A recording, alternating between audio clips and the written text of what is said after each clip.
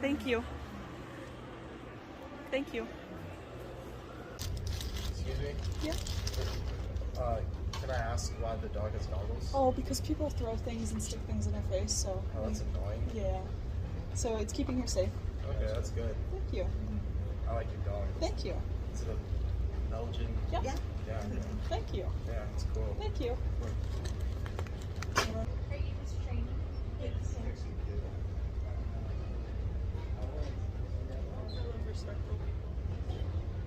It's so different from the people downstairs. Oh my god. Whenever you see a service dog, it is best to ignore the dog and just address the handler. All handlers are different, but I am all for answering questions the public has. If I can educate someone, then I am making it easier on the other, maybe newer teams in my area. As a general rule, never pet service dogs, as well as really any dog, without asking. Are you allowed to look at service dogs while they're working? Hi, my name's Haley, I'm visually impaired, and this is my guide dog Marley. I get a lot of questions in my comment section about Marley's harness sign and why there's an eye symbol on it. Full disclaimer, guide dogs for the blind typically only wear a harness and do not wear a vest and are not required to have any signage on them. I chose to purchase this harness sign separately off of personal preference, just off of Etsy, because Marley was getting a lot of people petting her because people were saying that there's no sign telling them not to. Anyways, this Etsy creator creates signs that fit over guide dog handles, and this one just happens to say ignore working guide dog, and then there's a symbol to not speak to her, not pet her, and the eye symbol actually means to not hold any prolonged or direct eye contact with Marley, as it could be distracting. Hope that answered your questions, but you can totally look at Marley in passing.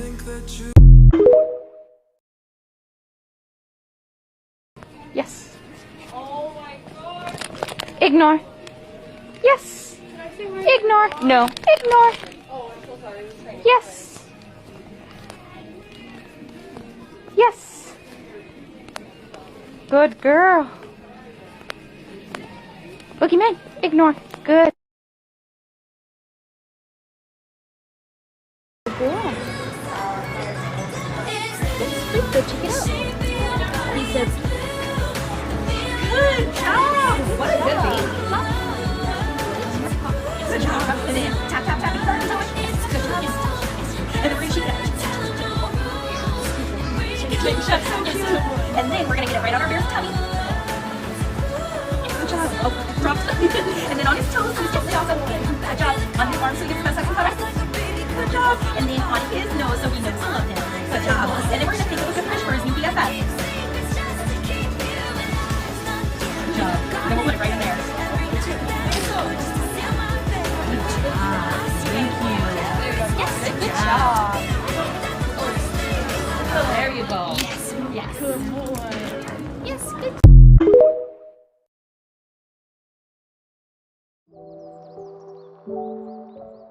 For it. She's about to walk by through here, so. Oh yeah, I know. Headed.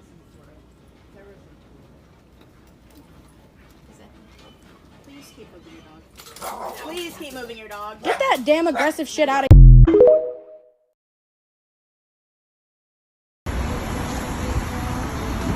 You have a dog? Violets? You have a dog? Yes, I have a service dog. Sorry, that needs to be made available on the. No, he's a service dog. I don't need to pay for an extra service. This is the service that Uber allows. What kind of service does he have? He's a medical alert and response. Awesome. What kind of function does your dog do? I'm sorry? What is the service for your dog? I just told you, medical alert and response. No, that needs to be.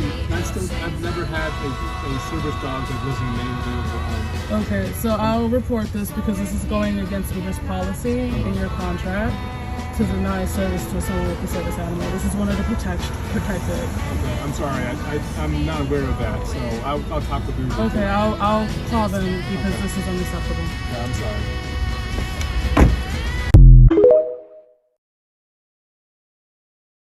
Oh, Oatmeal is my fake psychiatric service dog, according to strangers on the internet. Here are some of the fake tasks that he performs. This is crowd control. He creates a buffer for me when I'm in crowded situations. This is deep pressure therapy. It helps calm me down from panic attacks. And this is him giving me a hug. Don't let internet bullies stop you from training your own service dog. If you saw a dog doing this, what would you think?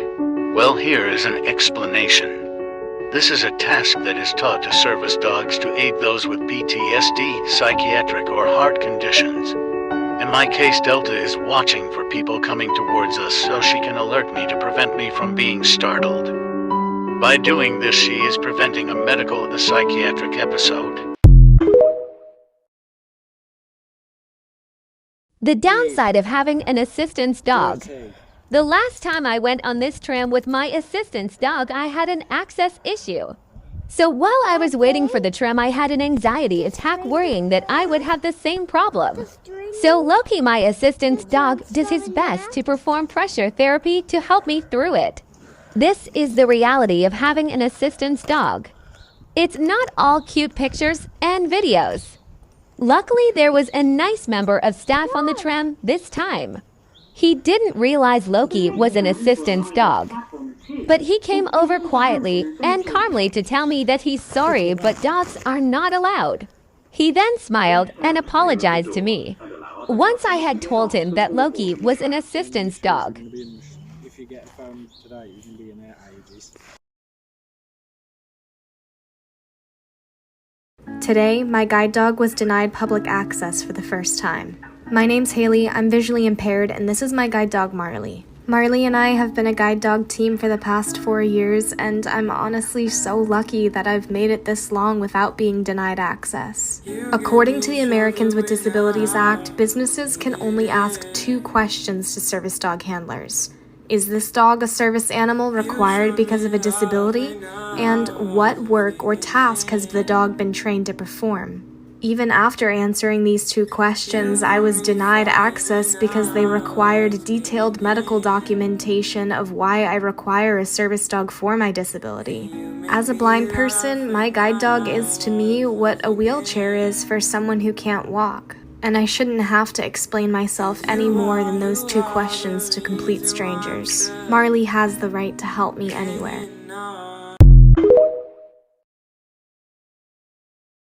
Service dog life and struggles. I asked the parents of these kids to please have them stop distracting and yelling at my service dog. But they did nothing. The kids came really close to stepping on her and hitting her with a stroller. Wanted to highlight the struggles we encounter in public.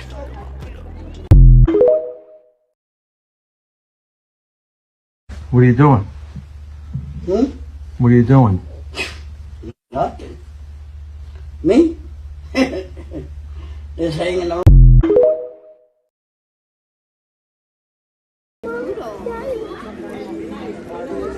Don't touch me. Hey, please don't. It's not okay, though. It's not okay. Is that me?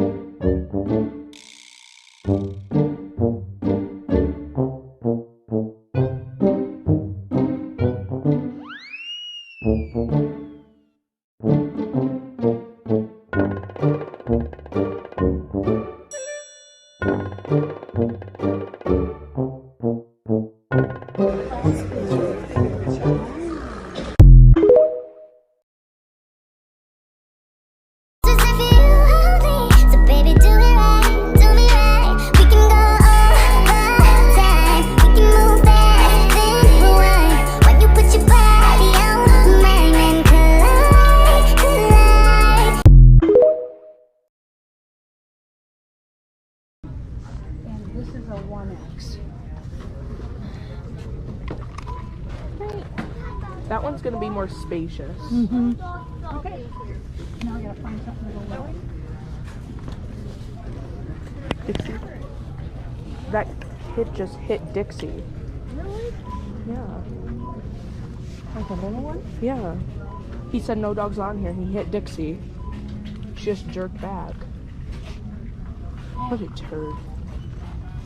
Sadie, that all kinds of jerks in here. Yeah. Shocked I even was recording that, honestly. Dying my dog in the way PETA thinks I do it. She tried to disarm me by running away with it. Fighting back, but don't worry, I won. Gloves because I don't want the toxic chemicals touching my skin. Looking into the woods wishing she was born a wolf so she wouldn't have to deal with this shit.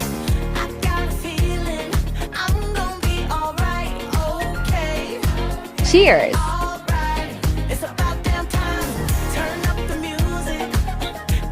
Wondering what she did in a past life to deserve this. A gay icon. It's okay, Pickle. The torture will be over soon. Rinse, rinse. Revenge.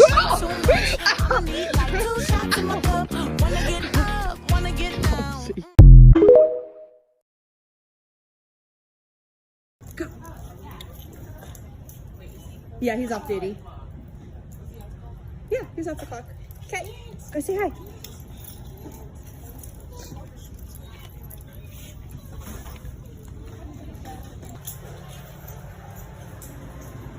Yeah, I'm gonna grab it.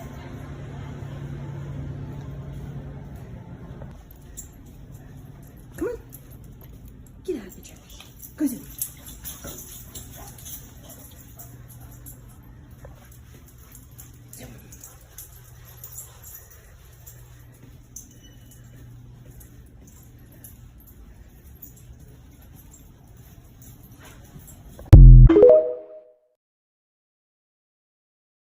This task is called crowd buffering. Finn's body creates a literal buffer between me and other people. This extra personal space helps with sensory issues in crowded environments. Due to my heightened senses, people brushing up against me can contribute to a sensory overload. Finn laying a foot or two away from me makes us take up just a little extra space, meaning that other people walk around me instead of what feels like through me. Also, a bonus that comes with Finn is that he picks things up for me. Rating things people have said to my service dog in training.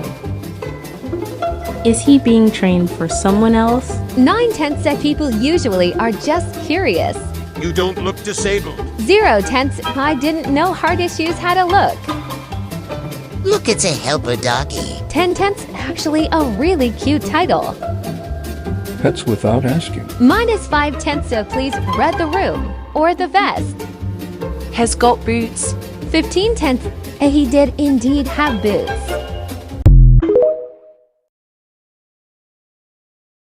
Service dog? Yes, she is. She is. You have paperwork? There is no paperwork for service dogs. She's got it. I didn't see the collar. I'm sorry. They are legally not required to wear anything labeling them as a service dog per the ADA. Yeah, I did not see the No, I understand. I'm just saying it's not required for her to have that collar. Yep. Oh, but she's got a collar. Yeah, but she doesn't need to wear it. Because the ADA law says they do not need to be labeled. Okay. Thankfully, this interaction ended up a lot better than it could have. Unfortunately, there is so much misinformation out there, and very many people are not educated properly on service dog laws.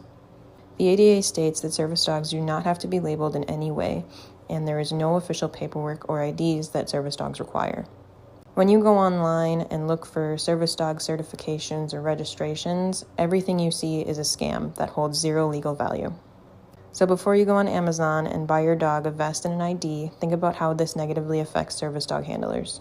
Because of you, people question the legitimacy of our dogs simply because we don't have a piece of paper.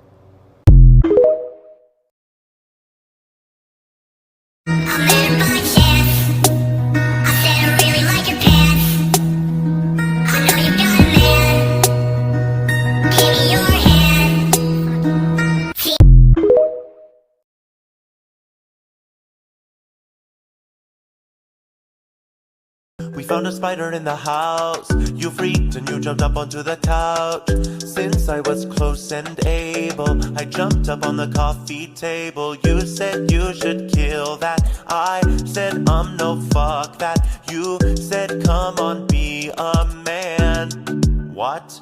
You're a total anti-sexist, a patriarchy fighter, but your whole worldview collapses the moment there's a spider. Cool, I get it, this is the real you. It's a pleasure, nice to meet you. Shit like this brings the movement down. Everyone's a feminist until there is a spider around.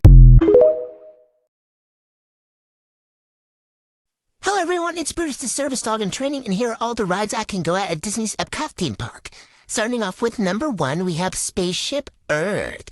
This ride does have a moving platform at the beginning, so don't go on if you're too uncomfortable, but I had plenty of space to sit. It was also very smooth, no bumps, and I got to stare at a lot of cool things. So I'm going to rate this a 10 out of 10 on the Brutus scale. Number 2, we had The Seas with Nemo and Friends. This also has another moving platform. To get into the car is kind of confusing because I had to get into the center. There's a little bit of space, but not a whole lot. But most of the ride is just screens, which is not as entertaining, so 8 out of 10 for Brutus scale. Third up, we had Living with the Land. This is a boat ride, guys. I had a ton of space. I got to sit in the front row. I really loved the part where the dog was barking. That was very exciting. I got to see a lot of new sniffs and everything. This was probably my favorite ride. 100 out of 10. Excellent. Fourth up, we had Journey into Imagination with Figment. First, the ride was pretty cool. This does have a moving platform. I had a pretty good amount of space. Until the end, they blew a lot of noises and sounds, and I jumped. I was so scared I jumped on Mom's lap, so negative 10 out of 10. No enjoy. Then we had Remy's Ratatouille Adventure. This is a 3D ride, everybody. No moving platform, so that's very nice. The ride does have a little small space. It's nothing too crazy, but something too bad, so 8 out of 10 for me.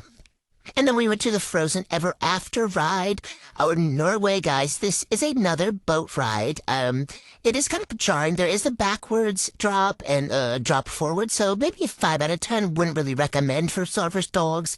And then last up, we had the Grand Fiesta Tour in Mexico.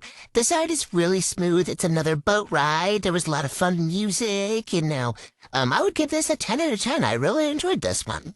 And that's all the rides I can go on at Disney's Epcot theme park. Follow me on Instagram if you're interested, and check out our TikTok for some more Brutus videos.